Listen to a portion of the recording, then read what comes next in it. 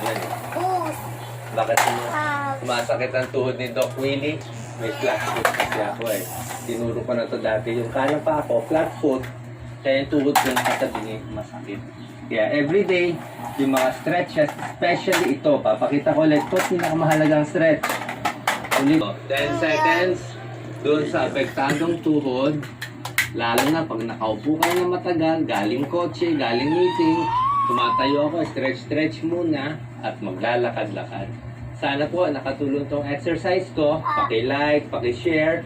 Sa YouTube, paki-subscribe po sa ating YouTube channel. Salamat po.